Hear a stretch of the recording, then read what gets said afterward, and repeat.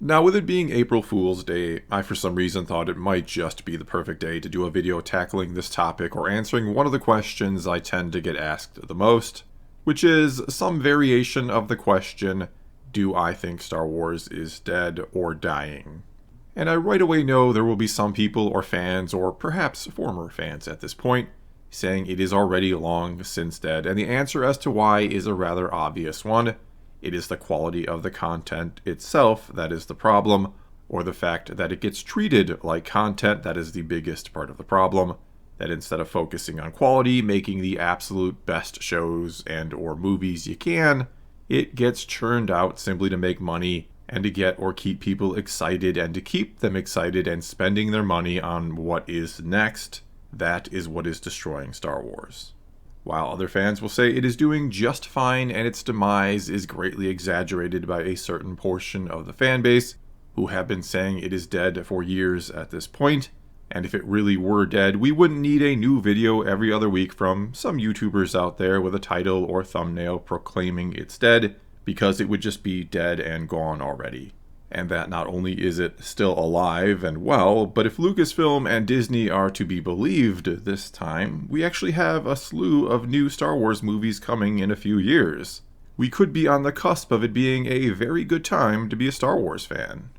And quite honestly, I think the best way to try to get to the bottom of a question like this one, the is Star Wars dead or dying question, is to, as much as we can, just look at the numbers and try to factor out as much emotion and bias from the equation as we possibly can, and to use as much logic and common sense as I can as I discuss all of this, though sure, I cannot completely eliminate my own thoughts and bias on the matter entirely, and I will certainly give you my opinion on certain things, as I try to, as quick and concisely as I can here. I don't want this to be a super long video, as I try to get the evidence out there for you in the end to sort of come to your own conclusion about, instead of just taking my conclusion or ones you've heard elsewhere before that conform to what you want to believe, perhaps. And so when we do indeed start to look at the numbers for the films released here in the Disney Star Wars era, even though we haven't had one in almost 4.5 years at this point, we can quite clearly see the numbers are or were trending downwards when it comes to box office revenue.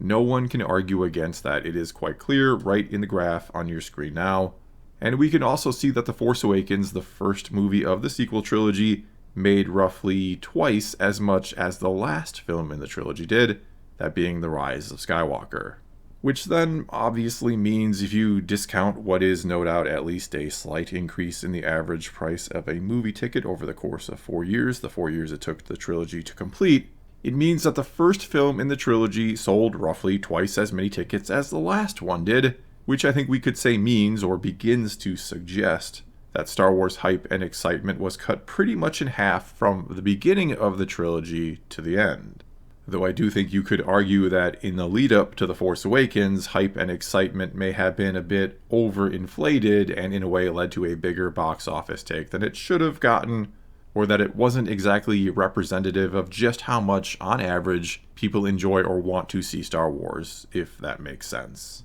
I mean, the last time there'd been so much buzz and excitement around Star Wars was before the prequel started, before The Phantom Menace came out. And that film didn't even have the benefit of social media like The Force Awakens did to generate all that excitement.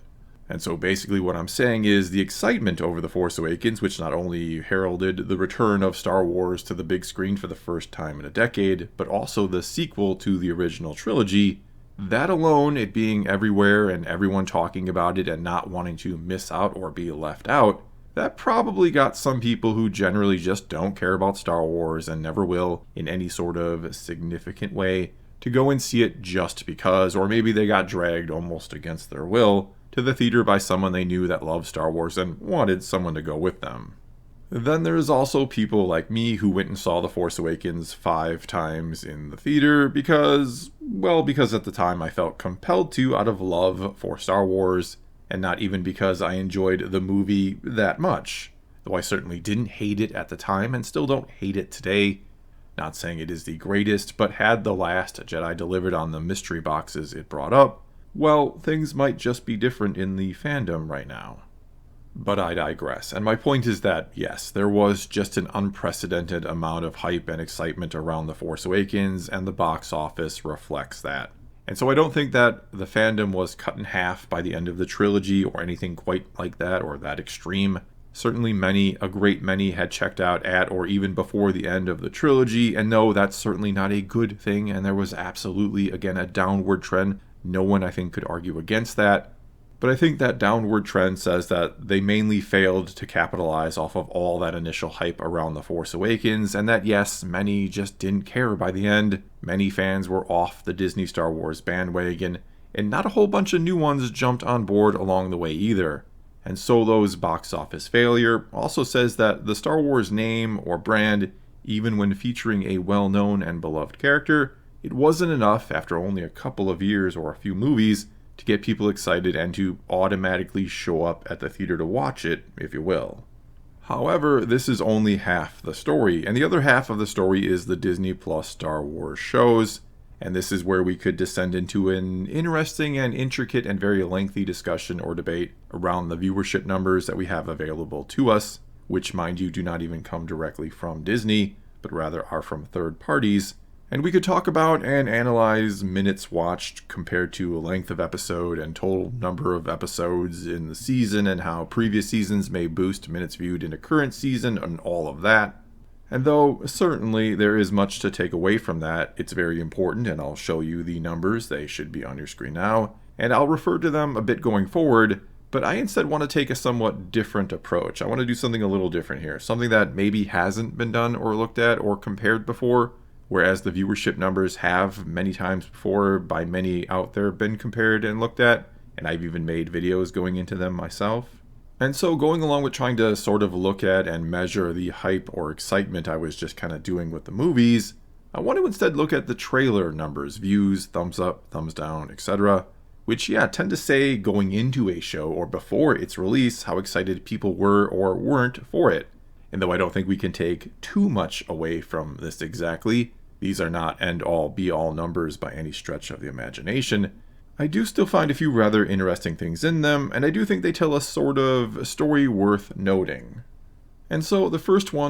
Star Wars show on Disney Plus was, of course, The Mandalorian Season 1, which came out right before The Rise of Skywalker released. And no surprise, I think, especially given, yes, it has had so much more time to pick up some extra views along the way, but it is the most watched Disney Plus trailer on YouTube at 26 million views, and it has 478,000 likes to 22,000 dislikes. Clearly, people were excited at what Star Wars on Disney Plus could be, even if many seemed let down by the movies. I think this says there was still plenty of hope still alive for the Star Wars franchise, that no, the sequels did not completely kill Star Wars, not nearly for everyone anyway.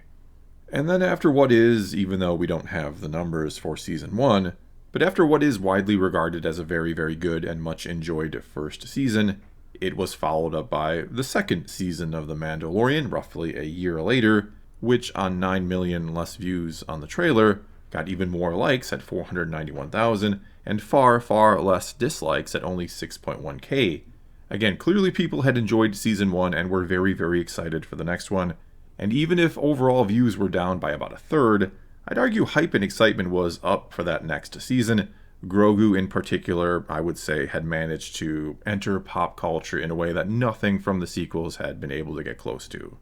We then move on roughly a year after the exciting Mandalorian Season 2, which saw the return of Luke Skywalker and a ton of hype and buzz and excitement generated around that. But we move on to the Book of Boba Fett trailer, which got roughly 11 million views and saw 325,000 people give it a thumbs up, to only 7,000 giving it a thumbs down, which, though down about a third in views and getting roughly a quarter less likes compared to Mando Season 2, it still doesn't seem all that bad for something not Mandalorian, and it perhaps tends to support a theory I've put forth before, that there's a pretty good number of people out there who are more Mando fans than Star Wars fans thanks to that show, thanks to The Mandalorian, though one might think the Boba Fett fans out there would make up for that a little bit, but who knows, I guess.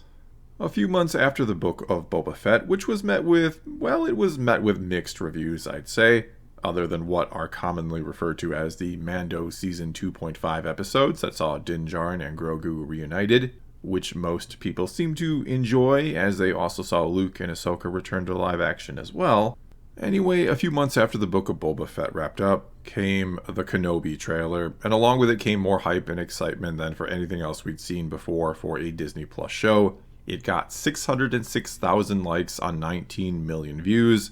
and there was a reason why at the time I said this was going to be a crucial series not only for Disney Plus, but for Star Wars in general.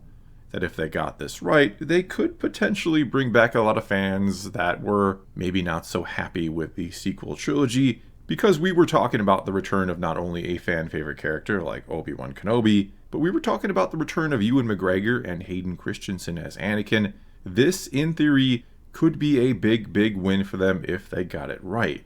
However, if they got it wrong, if they botched legacy characters, like many feel they botched legacy characters in the sequels, it was potentially going to be disastrous for them. A sort of final straw for a lot of fans who, felt burned by the sequels and were still hanging around with some hope left in them that the ship could be righted. This would be a sort of last chance given to Disney by a lot of Star Wars fans, and after what many will consider it being not the best show ever, if not downright terrible, some feel, I do think we lost not only a lot of fans, but also kind of a lot of hype and excitement around Star Wars in general, which would even be reflected not only in trailer views, but in the number of likes on trailers going forward. And so Kenobi was then followed up by the Andor trailer, which certainly didn't have the name recognition of Kenobi behind it, which needs to be noted in its numbers, I think. Though I also wouldn't suggest it was just a condemnation of Kenobi that saw the Andor trailer get 11 million views, which was actually on par with Boba Fett, but then only 260,000 likes, down some 65,000 from Boba Fett, and also getting 23,000 downvotes, which was up 16,000 from Boba Fett. And certainly this was a show that a lot of people just sort of passed on for one reason or another. Either they were done with Star Wars after Kenobi and the sequels and everything else, or it maybe just didn't appeal to them, which is kind of a shame in my opinion, because I would say it is the best Star Wars show on Disney+. Either way, Andor was then followed up by The Mandalorian Season 3, and something rather interesting really begins to take shape here. This trailer, though yes, we should note the time differential here that some of the other Mando trailers have had extra years to rack up some more views and likes, not that they likely get a ton beyond that initial release or build-up phase, but this trailer only got 8.1 million views and 165,000 thumbs up to 3.7 thousand thumbs down, which is not only down from Andor in terms of views and thumbs up, but is roughly half the number of likes or thumbs up the Book of Boba Fett got on, albeit a few million more views, only a year or so prior. Now, there could be a lot of reasons for this somewhat less than enthusiastic reception for the trailer, among them just the general down state of Star Wars at this time, that sure, many are still around and watching, but just not feeling that same type of hype and excitement anymore, or like there's just nothing special about Star Wars anymore since we've been getting so much of it, and at a lesser quality in visual terms than the movies give us. Or it could be that some were growing maybe a bit tired of Mando and Grogu in particular, that the initial love of Baby Yoda, especially by more casual fans or the normies, was kind of wearing off, that their reunion was a bit rushed in the Book of Boba Fett, and they just weren't that excited about it anymore. However, even without a ton of hype and excitement around the trailer, the viewership numbers for Season 3 still did look pretty good. Not as great as Season 2, but still not bad, I'd argue. They were certainly better than Andor and Book of Boba Fett, and even look better than the Kenobi series on average. And so even though maybe the excitement wasn't there beforehand, it still feels like many tuned in nevertheless. And enough so that, yes, Disney and Lucasfilm now feel confident enough in making the Mandalorian and Grogu movie. We then move on a few months after Mando Season 3 to the Ahsoka series, which is where this trend of a trailer getting around 10 million views continues, but the thumbs up or likes not really being there anymore, or like they had been with trailers before Kenobi, with the Ahsoka trailer only getting 178,000 thumbs up, and also getting 28,000 downvotes, which is, or was, the most of any show at that time, or any trailer for a show at that time, I should say.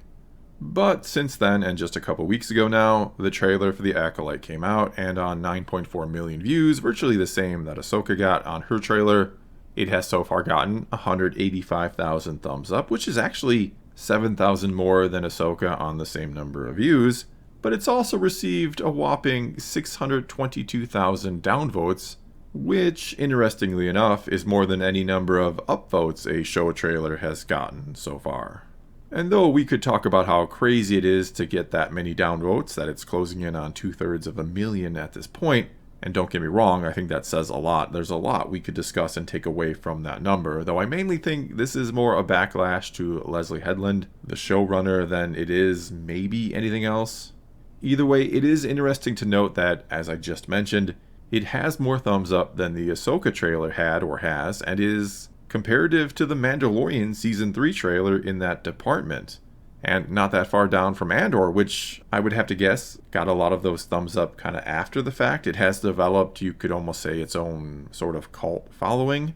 But anyway, taking a step back and looking at all of this, it almost kind of feels like we may have hit the floor for Star Wars. That the excitement for it, on average, just isn't there anymore, or isn't like what it once was, or could be, or should be, even for things like Mando Season 3, which ended up doing fairly well when it came to viewership, enough so that, that they're going to make a movie. Clearly Disney was happy with the number of people who watched it if that's the case. Also, it should be noted that despite their, clearly I'd say, or so the numbers back it up, there being this failing or falling excitement level, there seems to remain a fairly devoted core fan base, and likely a fairly large one, that doesn't seem like they're going anywhere anytime soon. Each trailer gets its roughly 200,000 likes from them on around 10 million views, either because they genuinely enjoy what Disney is giving them, which is fine if you do, to each their own, or because they feel some sort of, perhaps, obligation to Star Wars.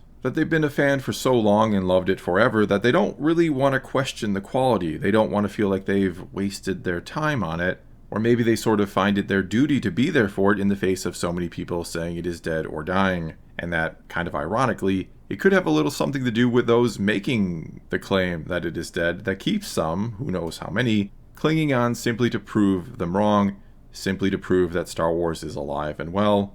even when these numbers, well, they may tell another story. Which is where I'm going to say that's all I got for you this time, because now I am very interested in what you all have to say. How would you honestly interpret this data? Do you think Star Wars is dead, or is it dying, or do you think we've hit some type of floor, and that it's likely not going to get any worse because the most devout fans will keep it afloat, or maybe you think it's doing just fine? But whatever you think, leave those comments below and let's talk some Star Wars. And until next time, thanks for watching.